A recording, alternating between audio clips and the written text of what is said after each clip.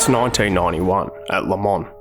A tiny Japanese team shows up with a car that nobody expects to survive an hour, let alone 24. It isn't the fastest, it isn't the most powerful, and it sure as hell isn't supposed to win.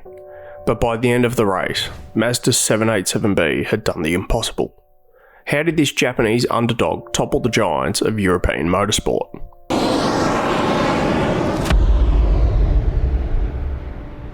Before the 787B could win Le Mans, Mazda first had to prove that a rotary engine could even survive the race.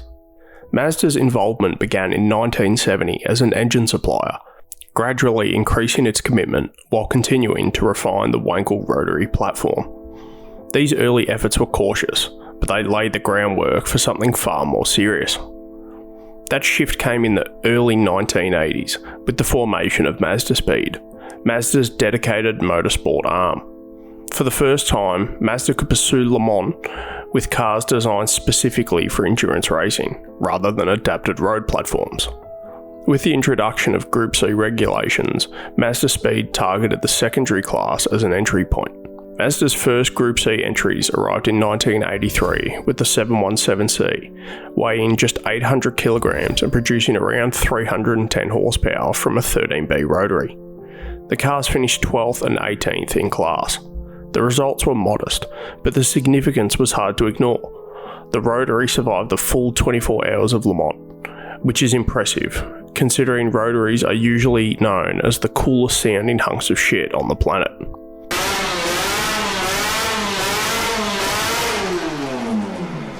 Over the next several years, Mazda refined the concept.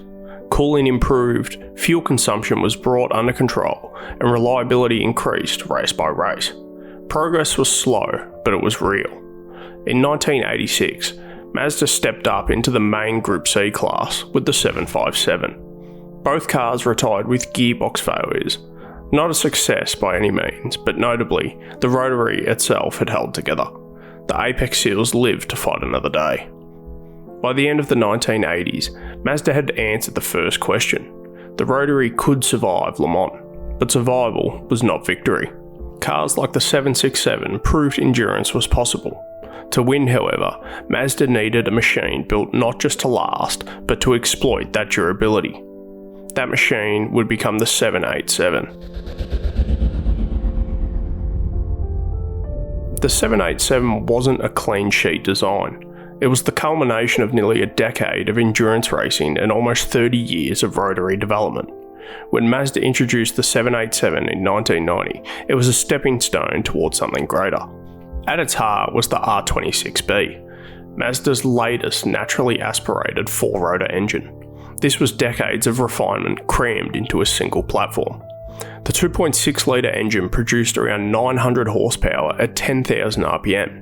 But at Le Mans, it was deliberately detuned to roughly 700 horsepower at 9,000 RPM. Outright power meant nothing if the car didn't see the checkered flag. The R26B was full of unconventional solutions. One of the strangest was running 3 spark plugs per rotor. In a rotary combustion chamber, 2 plugs can leave a pocket of unburnt fuel as the flame front travels, hurting efficiency and power. Adding a 3rd plug made combustion far more uniform. On a dyno, the gain was marginal, but under Le Mans fuel restrictions, every percentage point of efficiency mattered. That focus on efficiency started even earlier, however, with how the engine breathed. The R26B used a variable intake system to solve a familiar problem. Long runners improved low-end torque, and short runners help at high RPM. Rotaries, of course, have the low-end torque of an electric toothbrush. And Mazda couldn't afford to bleed time out of slow corners, so they built an actuator-driven telescopic intake system. The ECU monitored engine speed and adjusted the runner length on the fly. This, combined with the peripheral ports and peripheral port injection, gave the R26B a surprisingly smooth and usable power band for a 700 horsepower weapon. The chassis was just as purpose-built, a Kevlar and carbon fibre monocoque, paired with the lightweight 180 kg four-rotor, kept total weight at around 130 kilograms. That was extremely lightweight for the era. especially compared to its European rivals pushing well over 1,000 kilograms. Despite the improvements over the earlier 767, the 787 still suffered teething issues, and in its 1990 Le Mans debut, both cars retired with mechanical problems. For 1991, Mazda returned with the now iconic 787B in its renowned orange and green. Mazda Speed had doubled down on reliability and efficiency. The red line was reduced again to 8,500 RPM, dropping power to around 650 horsepower, while cooling was improved to keep the engine alive over 24 hours. With less power to play with, Mazda shifted its focus towards cornering speed. Revised aerodynamics and carbon ceramic brake discs turned the 787B into a weapon through the twisty sections. The variable intake system was also refined further. Instead of switching between preset ranges, it became fully variable, constantly adjusting to keep the engine at its most efficient point at every RPM. Nothing about the 787B was designed to dominate a single lap. Everything about it was designed to survive the entire race. The Mazda factory team watched qualifying with growing tension. Lap after lap, the times kept falling across the field, and it wasn't until the clock finally hit zero that they could breathe. 12th on the grid. An abysmal result for a team trying to prove its unconventional engineering could stand alongside Mercedes, Porsche and Jaguar. At 4 PM on June 22nd, 1991, the green flag dropped at Le Mans. By lap 12, the 787B had already carved its way past the Porsches and was fighting the Jaguars for 4th place.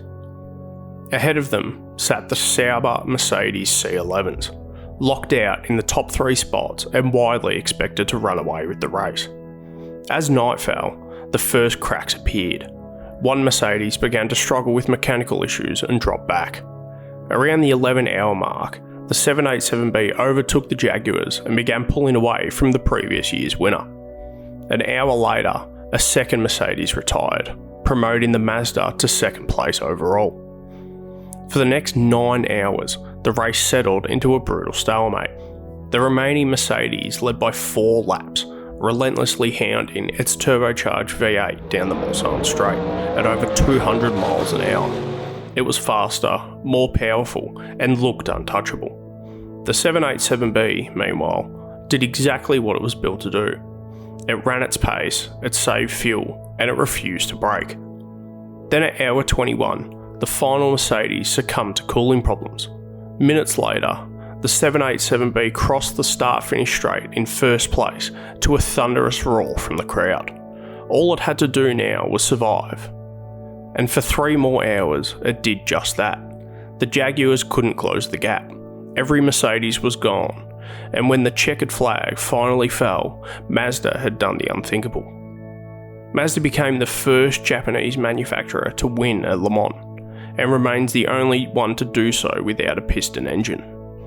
The victory came just in time before regulation changes closed the door on rotary power forever. With its screaming 4-rotor engine, unmistakable renown livery, and a Triumph built on endurance rather than speed, the 787B had secured its place in history. Mazda had backed the Rotary for almost 3 decades, while the rest of the industry dismissed it as unreliable and inefficient. At Le Mans, it endured a 24-hour beating that faster, flashier rivals could not survive, and it could not have come at a better time. This was Mazda's final appearance at the race. 1 chance, 1 car, 1 victory. It wouldn't be until 2018 that another Japanese manufacturer would win Le Mans, cementing the 787B's place in history.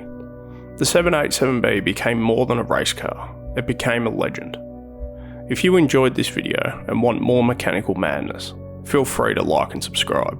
And as always, praise be to the monkey.